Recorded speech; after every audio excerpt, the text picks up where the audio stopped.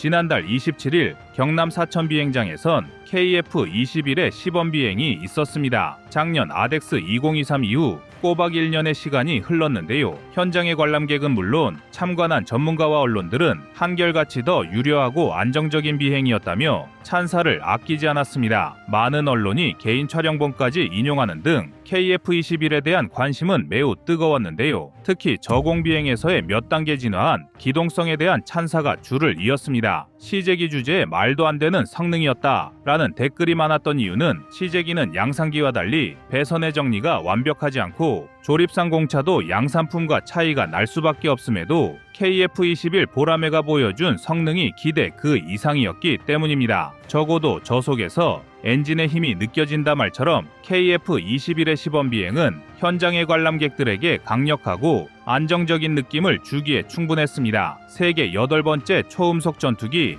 보라매의 날갯짓은 강력했습니다. 2년 전 최초 비행을 성공시키더니 불과 반년 만에 초음속 기록을 깨버렸고 에이사 레이더 탑재 시험도 통과하더니 야간 비행, 공중기총 발사, 공대공 미사일 무장 분리 등 기본 테스트를 모두 마쳤고 1년 만에 모습을 드러낸 시범 비행에서 안정적이고 강력한 기동성을 국민에게 선보였습니다. 역시 대한민국 방산의 대표작이자 자부심이라고 할 수 있는데요. 그래서 준비했습니다. 순조롭다 못해 두려울 정도로 빠른 KF-21의 개발과 업그레이드 과정 그리고 앞으로의 전망까지 꺼리튜브가 자세히 알려드리겠습니다. 여러분의 구독과 좋아요가 꺼리튜브 운영에 많은 힘이 됩니다. 서울 아덱스 2023 이후 1년 만에 공개된 KF-21의 시범 비행은 찬사 일색이었습니다. 그동안 KF-21은 무장 사양 등의 업그레이드뿐만 아니라 성능 안정화에 많은 노력을 기울였다는 것을 알 수 있는 대목이었는데요. 테스트 비행사는 물론 엔지니어들이 KF-21의 성능을 최적화하고 공군이 실전에 투입할 수 있는 완벽한 전투기를 만들기 위해 노력했기에 가능한 일이었습니다. 또한 중요한 건 전투기가 아니라 조종사다라는 말처럼 전투기의 성능과 조종사 능력 간의 상호작용도 어느 정도 완성 단계에 접어든 모습을 보여주었습니다. 그동안 KF-21에는 수많은 난관이 있었는데요. 외적으로는 인도네시아 문제부터 내부의 카이다 타당성 조사로 인한 양상까지 KF-21은 많은 의심의 눈총을 받아야 했습니다. 그러나 2021년 첫 시제기 출시 이후 2년 만에 이뤄낸 성과는 놀랍기만 합니다. 그러나 안심하긴 이릅니다. 대한민국의 KF-21 보라매는 아직 해결하지 못한 기술적인 문제와 위협 요소를 아직 갖고 있습니다. 내부적으로는 엔진 문제가 가장 큰 걸림돌이며 외부적으로는 전술했듯 라팔과 같은 경쟁자들인데요. 현재 KF-21에는 미국 G사의 엔진 설계 도면을 받아 라이센스 생산한 터보팬 엔진이 탑재되어 있으며 어느 정도 안정적인 성능을 보장하고 있습니다. G의 F414G 400K 엔진은 수호이 57에서 사용하는 러시아제 AL41 F1 터보팬보다 더 안정적인 성능을 가지고 있습니다. AL41 F1 터보팬은 단순한 물리적 수치만으로는 F414G 400K 엔진보다 더 강한 출력을 가지고 있지만 그 대신 연료의 효율이 떨어지고 정비 과정에서의 문제를 야기합니다. 게다가 한국에서는 자체적으로 엔진 국산화에 돌입하였으며 엔진의 성능 기준을 F414G 400K에 준하도록 설계하고 있기 때문에 추후 한국산 항공기 엔진을 탑재하더라도 전투기 엔진의 안정성에서 세계 정상급 전투기들과 경쟁하기에 조금의 부족함도 없습니다. 그러나 반대로 미국산 엔진의 장점은 그대로 단점으로 이어질 가능성이 높습니다. 미국 정부가 마음을 바꾼다면 KF-21 보라매의 해외 판매를 통제할 수 있는 위험 요소로 작용할 수 있기 때문입니다. 항공기 엔진은 최첨단 공학 기술의 집약체로 한국과의 국방력 수준을 가늠할 수 있는 바로미터인데요. 어려운 기술 수준만큼 엔진 개발에 성공한 국가는 미국, 프랑스, 러시아로 손에 꼽을 정도입니다. 그래서 우리가 목표로 한 18,000에서 2만 파운드급 엔진을 두고도 말이 많았지만 현재 엔진 개발을 담당한 한화에어로스페이스는 2030년대 중반까지 개발을 완료할 계획이라고 밝혔습니다. 이를 위해 한화에어로스페이스는 창원에 새로운 공장을 설립하여 연간 300개의 엔진을 생산할 수 있는 설비를 갖춘 데다 F-22 랩터와 F-35A 전투기의 엔진과 비슷한 수준으로 목표 성능을 설정, 여기에 앞으로 약 5조 원 이상의 연구개발 자금이 국고에서 지원될 예정입니다. 현재 KF-21은 4.5세대 수준의 역량을 보여줄 것으로 평가받고 있지만 외신에선 여전히 5세대기를 위협할 존재로 여기고 있습니다. 얼마 전 종료된 중국 에어쇼에서 보여준 중국 최신의 전투기들과 비교해봐도 KF-21의 기본 성능이 너무나 뛰어나기 때문입니다. 중국 당국은 에어쇼를 통해 젠35A와 제니10 스텔스 전투기가 미국의 F-35에 맞먹는 성능이라고 강조하고 있지만 외부 전문가들은 여전히 믿지 못하는 분위기입니다. 중국의 스텔스 기체는 미군의 F-35를 겨냥해 개발됐을 뿐만 아니라 사양마저도 베낀 복제판에 불과한 것인데요. 실제로 이들은 개발 단계에서부터 미군의 F-35와 F-22의 설계 특징을 모방한 흔적이 다수 발견되고 있습니다. 전문가도 헷갈릴 만큼 외형부터 레이더 배치, 심지어 전투기 내부의 배치와 계기판, HUD까지 중국산 스텔스기는 F-35를 고스란히 닮아 있는데요. 그러나 외형을 카피할 수는 있었지만 아직 속까지 흉내내진 못한 것 같습니다. 특히 중국이 젠35A에 장착한 WS-13E 엔진은 아직 신뢰성이 충분히 입증되지 않은 상태로 F-35의 F-135 엔진은 물론 한국의 KF-21 엔진에도 비빌 수 없는 수준으로 평가받고 있습니다. 5세대기 이상을 넘본다는 중국산 전투기가 4세대기의 개량형인 4.5세대 보라매의 성능에도 못 미친다는 것인데요. KF-21은 4.5세대 전투기에서 5세대 전투기로의 진화 단계를 밟을 예정이며 EA, EX, SA로 명명된 세 종류의 KF-21 개량 버전까지 개발할 예정입니다. 첫 번째 개량형은 전자전 능력을 탑재한 KF-21EA로 전자전 기능적의 전자 시스템을 방해하거나 파괴하면서 반대로 아군의 전자 시스템은 보호하기 위한 임무를 수행하는 항공기를 의미하는데요. 한국이 에스코트 제머 개발을 준비 중이란 것이 공식화되었다는 점은 한국의 전자전 능력 향상에 매우 큰 강점을 제공할 것입니다. KF-21EA는 복좌형 모델을 기반으로 전자전 오퍼레이터가 탑승한 상태로 전자공격 장비를 탑재할 계획입니다. 현재 운용하고 있는 KF-21의 무장, 장착대 구성을 변경한 후 전자전 포드와 여러 미사일을 동시에 장착할 수 있도록 개량 작업이 들어갈 예정입니다. 두 번째 개량형은 KF-21EX로 이전까지 블록3로 불리던 성능 개량 방향과 맥락을 같이 한다고 할 수 있습니다. 내부 무장창을 추가하여 한 단계 더 완벽한 스텔스 성능을 구현하는 것이 핵심인데요. 현재도 KF-21은 스텔스기 바로 아래 단계의 피탄 면적 등급을 보유한 4.5세대 전투기이기에 5세대 스텔스기로의 성능 개량을 기대하는 목소리를 의식한 개발 방향이라 할 수 있습니다. 마지막으로 세 번째는 수출형 모델인 SA 버전입니다. 해당 국가의 작전 환경과 군 특성을 감안하여 보조 연료 탱크 추가 버전 등 도입국의 요구사항에 따라 개발될 예정입니다. 그러나 장기적으로 KF-21은 6세대 전투기로 발전할 가능성을 염두에 두고 있습니다. 전술했듯 KF-21은 블록 단위로 개발이 진행되고 있는데요. 블록 1에서 공대공 능력을 확보하고 블록 2에서 공대지 성능까지 갖춘 멀티롤 전투기가 발전하며 블록 3에서 제한적인 5세대 전투기 성능을 갖추는 걸 목표로 합니다. 그리고 블록 3 이후에는 곧바로 6세대 전투기 개발을 목표로 하는 KF-XX 프로그램으로 진입할 계획을 갖추고 있습니다. 즉 KF-XX는 완전한 스텔스 성능, 고도화된 유무인 복합 체계인 지능형 멈티, 편대 단위로 센서 데이터를 융합하여 상황 인식 능력을 극대화하는 고성능 센서 융합, 고출력 레이저 무기, 극초음속 미사일 등이 장착될 예정입니다. 그러니까 KF-21 개발 단계에서 무리하게 6세대 전투기로 업그레이드하는 것보다 KF-21 블록 3까지 기반 기술을 확보한 다음 6세대 전투기를 개발한다는 것인데요. 전문가들은 한 번에 욕심을 내는 것보다는 단계를 밟는 것이 오히려 현실적이라는 평가를 하고 있습니다. 물론 현재도 KF-21은 동급의 경쟁 기종을 앞서는 스텔스 성능과 기본기를 갖추고 있습니다. 프랑스 군사 매체 인터내셔널 밀리터리 인터넷파는 KF-21이 러시아의 수호이 35, 프랑스의 라팔, 그리고 범유럽의 유로파이터와 같은 경쟁자보다 훨씬 앞선 스텔스 기능을 제공할 것으로 예측하고 있습니다. 바로 4세대기를 넘어서는 KF-21의 설계 때문인데요. 이를 통해 KF-21은 4세대와 5세대 사이의 전환을 이룰 수 있는 잠재력을 갖게 된 것입니다. 현재 미국은 이미 6세대 전투기를 계획하는 국가로 리그의 수준을 넘어섰고 중국과 러시아가 그 뒤를 쫓고 있는데요. 물론 인도와 터키 등의 국가도 자체적으로 전투기를 만들어 한국과 경쟁하길 바라지만 여러 현실적인 문제가 발목을 잡고 있습니다. 이에 많은 외신들은 한국이 몇 년 뒤엔 중국과 미국을 제외하고 세계에서 가장 많은 스텔스 전투기를 운용하는 국가가 될 것으로 예상하고 있습니다. 대한민국의 독자적인 방위 역량 강화의 한 축이 될 KF-21은 많은 장애물을 극복하고 이 자리까지 왔는데요. 앞으로도 더욱 발전될 모습을 보여주길 기대해 보겠습니다.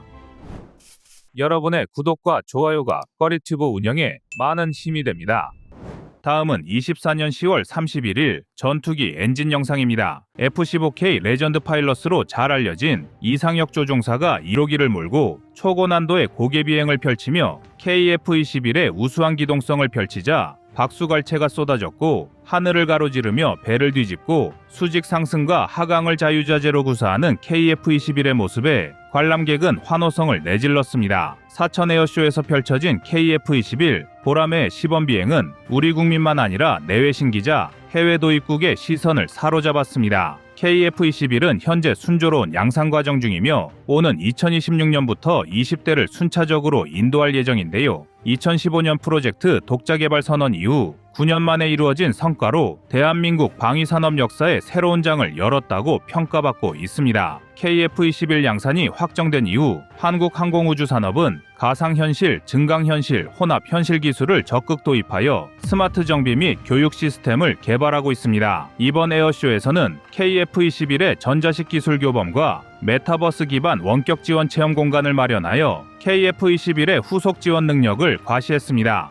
IETM 시스템은 전통적인 교범과 달리 복잡한 정비 절차와 시스템 구조를 쉽게 전달할 수 있는 최첨단 디지털 교범입니다. VR 고글을 통해 항공기 내부 부품을 자세히 살펴보는 체험이 가능하며 이러한 기술 덕분에 KF-21을 해외에서도 원격으로 정비할 수 있습니다. 더 이상 한국으로 항공기를 이송할 필요 없이 원격으로 유지보수를 수행할 수 있어 효율성이 크게 높아질 전망입니다. 이는 방산 수출에서도 필수적인 기술로 폴란드와 같은 FA50 도입국도 큰 관심을 보이고 있습니다. 이번 사천 에어쇼에서 주목받은 또 다른 포인트는 KF-21에 탑재될 국산 유도 무기와 엔진입니다. LIGN-X1은 한국형 GPS 유도 폭탄과 장거리 공대지 유도 미사일 천룡을 소개했으며 특히 천룡은 49m 길이의 강력한 무기 체계를 자랑합니다. 이러한 유도 무기는 지하 벙커나 주요 시설을 초토화할 수 있는 능력을 갖추고 있어 실전 배치 시 KF-21의 치명적인 무장으로 자리 잡을 것입니다. 이로 인해 천룡은 보람의 발톱이라는 별칭으로 불리며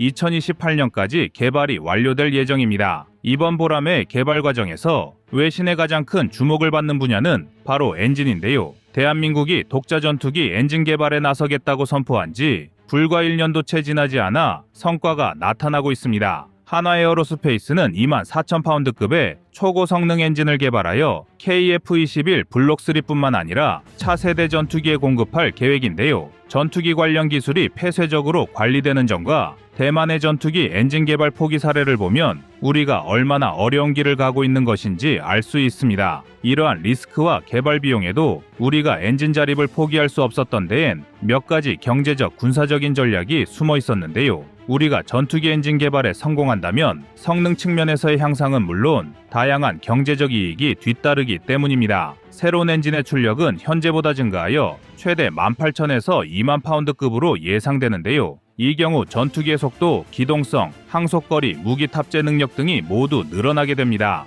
이는 다양한 전술 상황에서 더 유연하게 대응할 수 있으며 작전 범위와 효과를 확대하는 중요한 효과도 거둘 수 있습니다. 둘째, 독자 엔진을 사용하게 되면 우리 군의 전술적 요구에 맞춰 엔진을 최적화할 수 있습니다. 셋째, 국산 엔진은 유지 보수와 수리 작업을 국내에서 직접 처리할 수 있게 하여 신속한 대응과 비용 절감을 가능하게 합니다. 이는 전투기의 가동률을 높이고 전반적인 운용 효율성을 향상하기 때문에 더 적은 예산으로 더 많은 전투기를 운용할 수 있는 장점이 됩니다. 우리가 목표로 한 18,000에서 2만 파운드급 엔진의 성능은 세계 최강의 전투기로 꼽히는 F-22 랩터와 F-35A 전투기의 엔진의 성능에 필적하는 것으로 알려져 있습니다. KF-21에 탑재될 F-414G 400K 엔진은 최대 추력 18,000파운드를 제공하며 이는 전투기의 고속 기동성과 뛰어난 상승 능력을 보장할 뿐만 아니라 고효율 터보팬 기술로 인해 긴 항속거리와 장시간 비행이 가능하며 다양한 공중 기동을 빠르고 유연하게 수행할 수 있는데요. 그리고 오랫동안 사용했던 엔진인 만큼 고온, 고압 환경에서도 높은 내구성을 자랑하여 신뢰할 수 있는 엔진으로 알려져 있습니다. 그래서 대한민국이 목표로 하는 엔진이 현재 KF-21에 탑재된 F414G 400K급과 동일하거나 약간 상회하는 엔진으로 목표를 설정한 것입니다. 하지만 기체의 형상학 구조와 세부 성능 재원이 다르기 때문에 절대적인 비교는 어렵지만 우리가 개발할 18,000에서 2만 파운드급 엔진을 장착한 전투기를 보면 그 성능을 대략적으로 알 수 있습니다. 그리고 또 먼저 알아야 할 게 있는데요. 바로 추중대중량비와 익면하중입니다. 먼저 전투기의 추중대중량비는 엔진의 추력대 중량 비율을 나타내는 단어인데 이는 전투기 성능의 중요한 지표 중 하나입니다. 추중비가 높을수록 전투기는 더 빠르게 가속하고 더 날렵하게 기동할 수 있습니다. 예를 들어 추중비가 1 이상인 전투기는 수직으로 상승할 수 있습니다. 더 쉽게 말해 추중비가 매우 중요한 요소라고 평가할 수 있는데요. 높은 추중비는 전투기가 적의 공격을 회피하거나 신속히 대응할 수 있는 능력을 제공하며 공중전에서의 우위를 점하는 데 중요한 역할을 합니다. 또한 전투기가 더 많은 무기와 연료를 탑재하고도 기동성을 유지할 수 있게 하여 작전 범위와 지속 시간을 확장하는 데 기여합니다. KF-21과 유사한 엔진을 장착한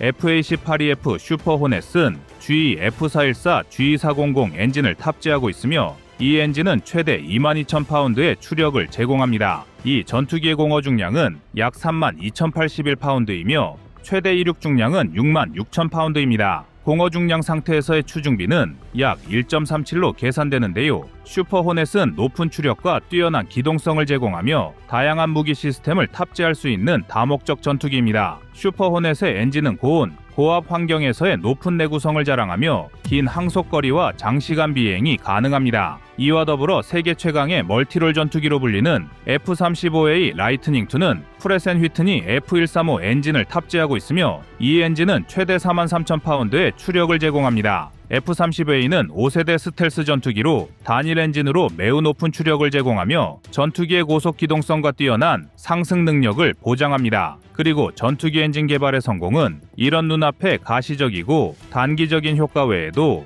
국제방산 시장의 경쟁력도 크게 끌어올릴 것입니다. 이는 KF-21의 수출이 더 자유로워지며 수출 협상이 쉬워진다는 것을 의미하게 되는데요. 수출 제한이 사라지면 한국은 KF-21을 보다 다양한 국가에 수출할 수 있습니다. 또한 엔진 자체의 생산만 아니라 부품 공급망의 국산화로 인해 생산과 유지 보수 비용도 절감되는데 이는 KF-21의 가격 경쟁력을 높이며 국제 시장에서 더욱 매력적인 선택지가 될 수 있습니다. 그리고 이 엔진은 KF-21의 지속적인 성능 업그레이드를 가능하게 하여 KF-21이 4.5세대를 넘어 5세대와 6세대에 이르는 전투기로 개량될 수 있는 잠재력을 제공합니다. LIG-X1과 한화에어로스페이스가 공급하는 무장과 엔진은 국산화된 기술로 개발되었으며 이는 자주 국방의 중요한 밑거름이 될 것입니다. 국산화된 부품의 유지 보수는 국내 엔지니어가 신속하게 처리할 수 있어 외산 부품 의존 시 발생하는 공백 없이 안정적인 전력 운용이 가능합니다. 사천 에어쇼는 단순한 전시회를 넘어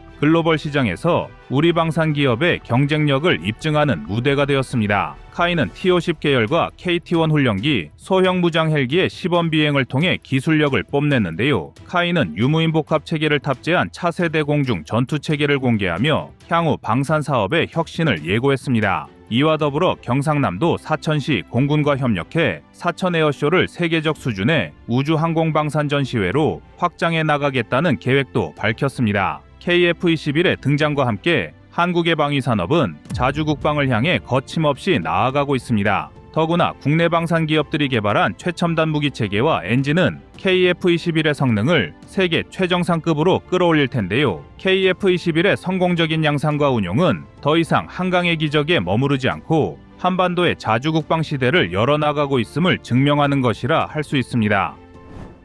여러분의 구독과 좋아요가 꺼리튜브 운영에 많은 힘이 됩니다. 다음은 24년 9월 17일 첨단 항공엔진 영상입니다. 한국의 항공엔진 국산화율은 기존 40%로 알려져 왔습니다. 이에 관련자들은 물론 대다수 국민은 안도하며 한국이 항공엔진 기술을 빠르게 발전시키고 있다고 생각했습니다. 그러나 최근 한 국방부 관계자의 발언으로 인해 충격적인 진실이 밝혀졌습니다. 한국의 항공 엔진 국산화율이 사실은 20%에 불과하다는 것이 드러난 것인데요. 이것이 사실이라면 KF-21 체계 개발 계약 당시 한화에어로스페이스가 제시한 목표치가 정부 기준으로는 17%였으니 10년이 넘는 시간 동안 우리 기술진은 허송세월한 것이나 마찬가지였습니다. 국내외 방산업계가 공인된 수치로 받아들였던 기존 40%라는 숫자의 의미는 KF-21 보라매 전투기 개발 과정에서 한국이 독자적인 항공 엔진 개발에 얼마나 앞서 있는지를 자랑하는 중요한 수치로 사용되었습니다. 하지만 이 수치가 잘못된 것으로 밝혀지면서 한국 항공 엔진 개발의 신뢰도와 관련한 큰 파문이 일고 있는 것인데요. 여기엔 중요한 오해가 한 가지 있습니다. 최근까지 엔진을 담당했던 한화에어로스페이스는 정부 기준 목표치로 22%의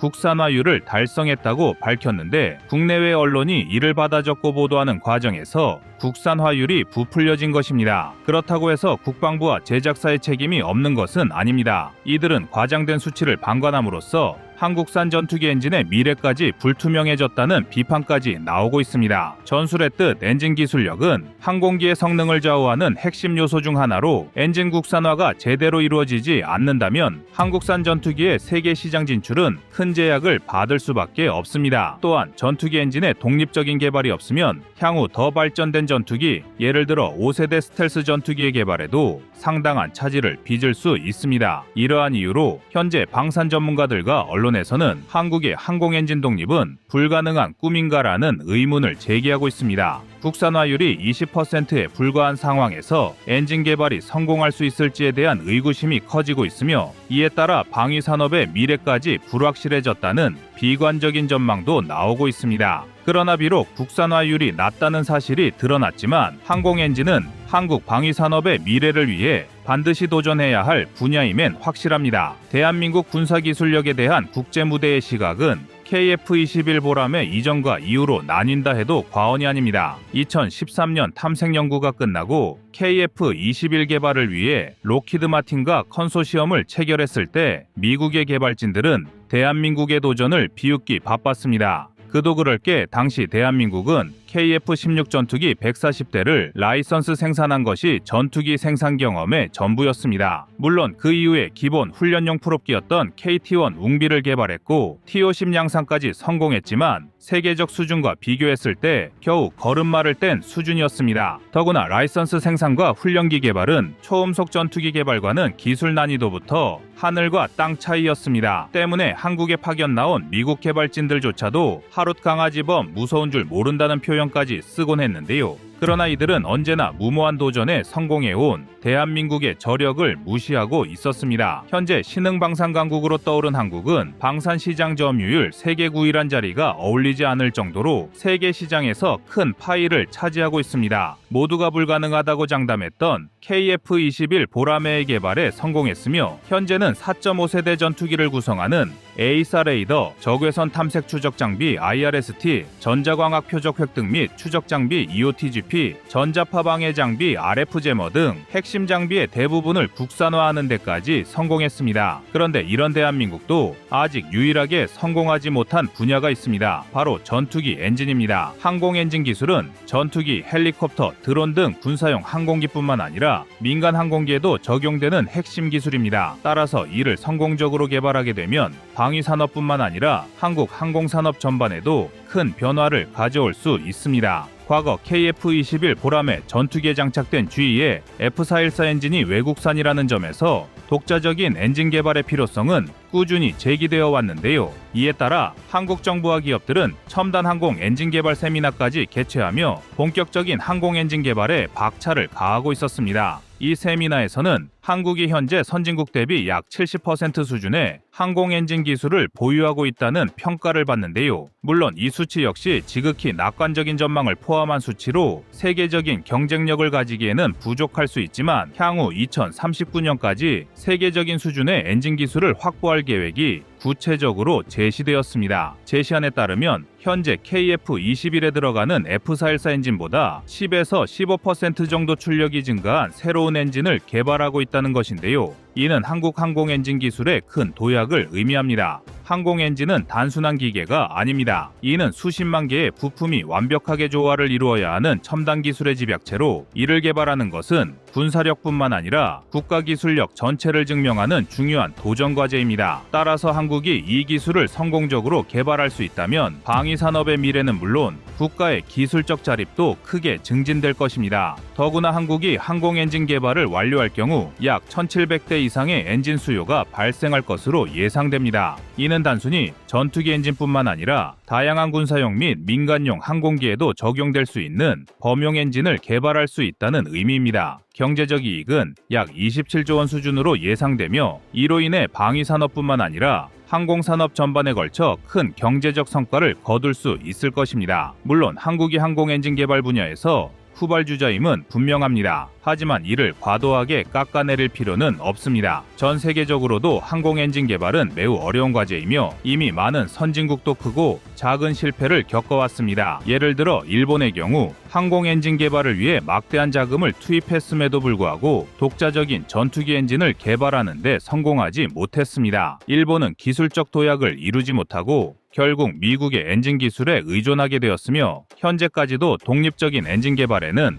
어려움을 겪고 있습니다. 물론 튀르키예, 중국, 러시아 등은 자체 기술로 15,000파운드급 이상의 엔진을 개발했다고 주장하지만 전문가들과 실제 성적은 신뢰도가 상당히 떨어집니다. 우선 튀르키예는 롤스로이스와 공동으로 TFX 전투기의 엔진을 개발하고 있지만 협상이 지연되면서 개발 완료 기간이 다가오고 있음에도 여전히 엔진을 탑재하지 못하고 롤스로이스에 끌려다니고 있습니다. 또 중국은 말할 것도 없는데요. 중국은 제니10에 자체 개발한 WS 시리즈 엔진을 탑재하려고 했지만 연이은 출력 부족 문제를 겪으면서 러시아의 전투기 엔진을 뒤로 빼돌려 탑재해왔습니다. 더구나 이런 엔진도 걸핏하면 결함을 일으키면서 수출한 아음속 훈련기가 연달아 추락하는 황당한 사건이 벌어지고 있습니다. 반면 프랑스는 라팔 전투기 엔진 개발에서 여러 차례 기술적인 난관에 봉착했지만 이를 극복하며 유럽 내에서 독자적인 항공 엔진을 성공적으로 개발한 사례가 있습니다. 현대공중전에서 제공권을 확보하기 위해 초음속 전투기가 필요로 하는 엔진의 최소 출력은